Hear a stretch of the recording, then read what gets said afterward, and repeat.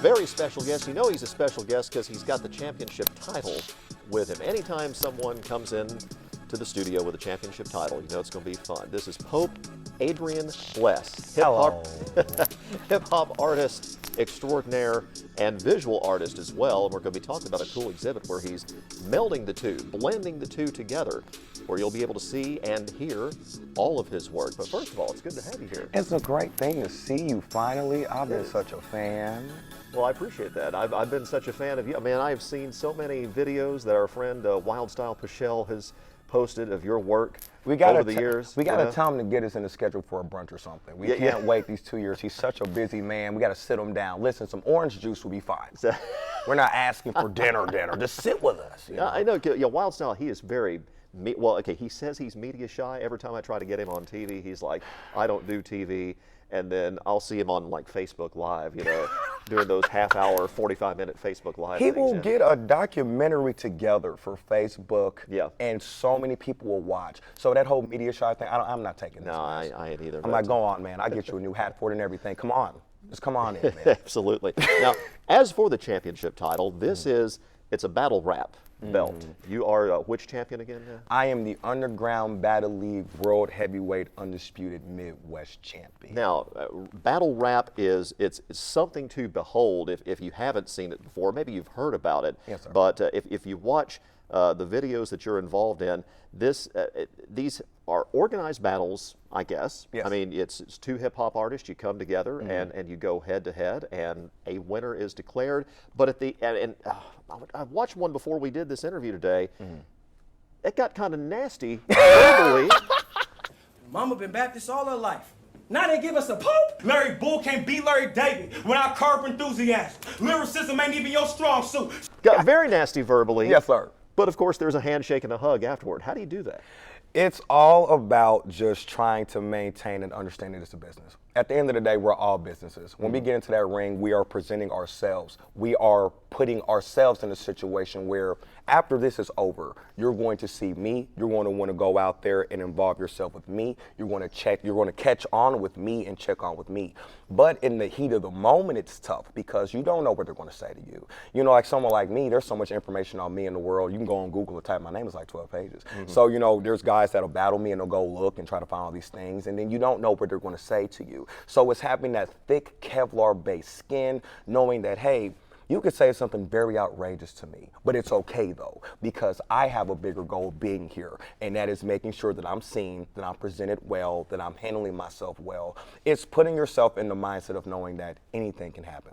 But the big picture is, how did I present my art? How did I do it? And then it's also a thing where we don't decide the winner. So like even when I won the championship, I had to go through a gauntlet. I had to go through a whole bunch of stuff where we did have judges. But a myriad of times, there's no judging. It is two people with two different styles that come together, and the intent is whoever you like the most, this is who you think wins, right?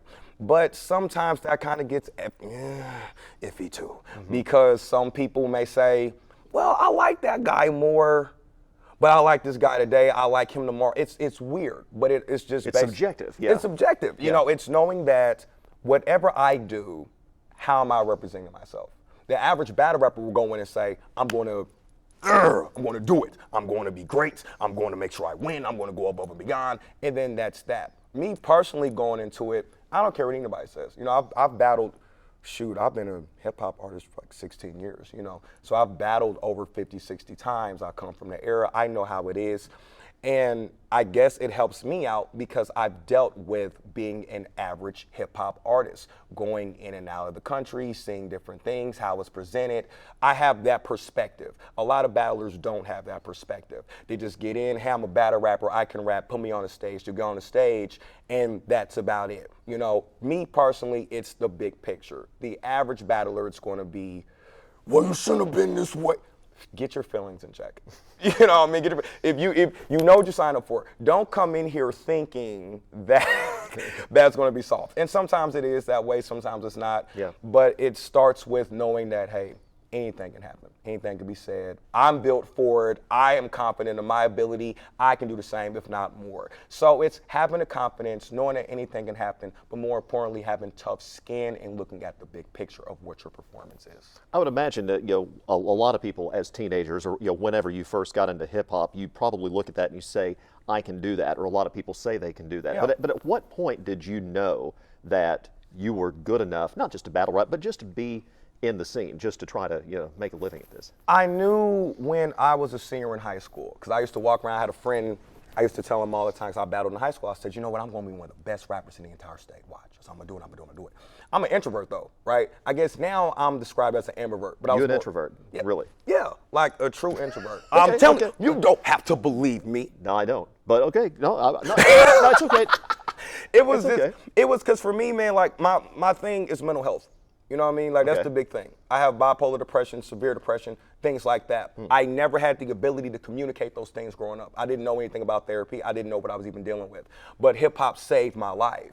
It wasn't about being good enough to go out there and try my hand at it. It was being good enough to go out there and express myself. And maybe, just maybe, people will be able to look at me and say, I relate to that, man, I get it. But it was me wanting to be heard so much. I was a visual artist before I was a rapper. And I stopped because I said, this isn't loud enough. This isn't loud enough. I'm not competing with nobody, but I need to be heard. I want to be heard. I have a story to tell. So it was about turning 17, 18 and saying, I wanted to write a book, but didn't have the patience. I was a spoken word champion before, but I didn't have the patience. I wanted to be able to say what I wanted to say without restrictions, freely, and hip hop gave me the platform for it. So to answer your question as best as I possibly can here, I didn't think I was good enough to go and take a crack at it to make a living. I was more concerned with touching people, embracing people. I went to college to try to become a psychologist at one point, but I also realized that people relate to feeling. Feeling comes from music. Give me 30 seconds to make you feel, then we're trapped in there, we're engaged in there. And I was just so happened to be blessed that I was able to embrace the people that needed me at that time, and I didn't know it. Here I am rapping about I'm struggling. I don't know if medications are going to work. I don't know if I'm capable of being a regular person. Thought it was just me. But then so many people came to me later on and just started gravitating towards me because I had to break out that introversion and jump on stages or try to read off things, and they'll say, you know what, Pope, I felt that today. And I didn't, and it was bigger than that, because now I went from wanting to be a rapper or a visual artist to I want to redefine and break a stigma. I want people to hear, feel, and be heard in every aspect of their life. That it's so much more than what we're looking at. Hip hop today is a very tricky game to play because it's all about what we have, what we don't have. Let's make somebody feel less. Let's make somebody feel important by all these materialistic things. When in reality, it's about, in order to even talk about these things, how do you feel internally? So to go back to your question, I never looked at it like this is something I can take a crack at and make a living off of. I just so happened to make a living because people wanted to live through me, and that's what I stand on. So that took a couple years. I'm still like that. I'm 31, and I'm still saying to myself, man, how am I here? Why am I here? But I couldn't be here without great people, phenomenal people, people who feel like I feel, and they need someone to say it for them. Because I am an introvert, but I just so happen to be the one that got thrown out there on the platform to speak for introverts who are just scared, truly, genuinely scared to speak. So I don't feel like it was, I want to go take a crack at to make a living. I just feel like it was my calling to do it. And this may not even be my last stop. So that's how I look at it now. Well, okay, and I want to get to the visual art, and I know we want to get to this exhibit, but I want to back up to something that you touched on there. Yes, sir. And that is, if you turned on random 30 seconds of Pope Adrian Bless on YouTube, and you see the intensity that you bring to the game, whether that's a recording, whether that's a battle, this is why with hip hop and with you have to dive deep and you have to listen close. And maybe you have to listen multiple times because, I mean, you talking about mental health, you are exposing that vulnerability. Yes, sir. That a lot of people have trouble expressing. Yes, sir. And that's why you got to listen a little bit more closely than perhaps somebody just turning it on for the first time. They might see how intense you get. Yeah. And it's a lot deeper than that. Yeah. And that's another thing too. It's just all about how you present it to somebody. Yeah. Like, I'm a very big person on delivery. You know, it's not what you say, it's how you say it. What is your tone? You know, I've came across a lot of artists visually and audio-wise that would, you know, hey, I'm going to create this because I think the people want to hear this. This is the only way I'm going to be heard. And I would say, well, are you hearing yourself? Well, I think it's what people want. But do you want it? Mm-hmm. You know, I'm a firm believer. If I can't be a fan of me first, I don't care who's a fan of me. If I can't like what I do, if I can enjoy how I create, if I cannot enjoy being on stage, if I cannot shake hands and kiss babies and talk to people the way I want to because of what I presented to them, I don't want to do it. If I don't feel confident in who I am, I shouldn't create at all. And that right there, I think, is a battle that I've had for a long time, because when I did come in, it was a lot of people, you know, just giving the game what people thought they needed. Again, here's the cars, here's the clothes, here's the money, here's the women, here's the opportunities that are not realistic. And if they are realistic, we're not talking about the pros and cons. As above, so below. Can we talk about the so below? My job is to speak about the so below. It just so happens that my so below is just a little bit more enraged, a little bit more hurt, a little bit more in pain than me saying, hey, let me tell you how much money I made today. Mm-hmm. Yes, it's true, but I did it in a way that required me having to get out of bed when I didn't want to. I had to get my daughter prepared for school, get her breakfast, do everything in the world, even when I may not have had the mentality or the spirit to do it. Let's talk about these things. Let's talk about how I have sat and been homeless for 6 to 8 months of my life. And I could go on a record and lie and say I wasn't and tell you how great I am today, but is it really going to do anything for you later on? Because I don't believe in giving you anything of art that you can look at or hear maybe for a day or two and say, man, I like this. And then it goes away. I want you to feel to the depth that, number one, it's okay to be vulnerable. If you lose, you lose. It's fine. You're still supported. If you win, you win. It's fine. You're still supported. But you need to hear it. I'm a stoic.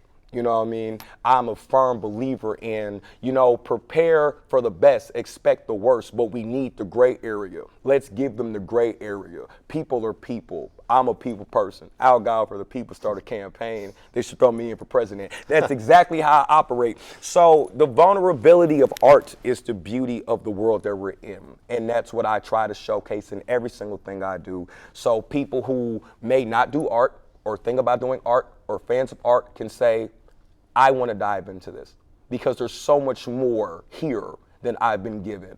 You know, these first 30 seconds of one artist could be, man, I'm turned. I'm ready to go out on Saturday and Sunday and be, yeah, and then go to work, but I'm not going to play, so I don't know where to work. I want to give you something that you can invest in, that you can listen for, that you can play at any given point in time. I want to make you feel like Les Brown make you feel. I want to make you feel like Jim Rohn make you feel. I want to make you feel like people who've taken time in platforms and been a part of multi-billion-dollar self-improvement industries make you feel. The same money someone would pay to go on a boat or a trip for $50,000 to $1,000 to listen to a man they don't know tell them that they have the same capability as them to be successful. I can tell you that for free. All you need to do is go look for those people and be that person. It's no scam. It's no business. There's no structure to that. I'm a human being. I just so happen to have a few things that make me a little bit more human than others. Mm-hmm. And that's what the promotion of it is. That's what I hope to give folks. And I hope that other artists coming into this can do the same, because that's what we need. That's why it's so hard for people to really get into visual art too, because they don't know what they're looking at. I don't know what I'm looking at. I can look at Starry Night right now and not know nothing, and just say, man, that looks nice. And that's it. No. I want you to look at my things and say, I feel that. I tattoo these things on people. You know what I mean? I sit and tell all of my clients the same. I said, if you can't feel nothing from me, then don't come to me. Because this is a session. Every time I open my mouth, it's therapy. Every time I put a paintbrush on the canvas, it's therapy. It's about me, sure, but it's more importantly about the human race. I want us to feel comfortable being who we are, flaws and all. You can take a loss and still be incredible. We don't have to make this a defining thing. And the first 30 seconds of a song for most people, it's how they won, but they didn't tell them how they won. They just bragged on it. And sometimes that sounds good, but it doesn't help you in the next 10, 20 years when you got to start your life over again and again and again and try new things and embrace new things. You need that backing and support. And as an artist, it's my job to give you the backing and support, because I am a man of the people with the gifts I was given. Les Brown, that's going old school right there. Just a shout out to Les Brown. He was a great guy. His beard was nice. He was, yeah. It was a sweet beard. Like, So how did he do that? I can't grow facial hair, so I don't know. So. I'm about to get extensions now. All right. Mortuary Madness, October 7th. Yes, the visual art. Okay, we know that you're going to be performing, so you're going to hear Pope Adrian Bless. What are they going to see when they show up? They're going to see parts of them that they don't want to see, and it's okay. Cry with me. I'll cry with you too. Anytime I make art, listen, I told somebody last week, I'm like, you can't look at my stuff and be like, man, don't smile about it. If you're going to smile about it, smile because you learned something. All my stuff is horror. It's dark. I have no shame. People call me the mortician for a reason. I kill everything I touch. But in order for death to happen, life comes. As a baby's being born, somebody dies. In this exhibit, I want you to see everything and be like, I feel rejuvenated. I'll give you an example. There was a piece I had, and I may actually present it there as well. An awesome lady came to me. She said, Pope, I have 3 boys.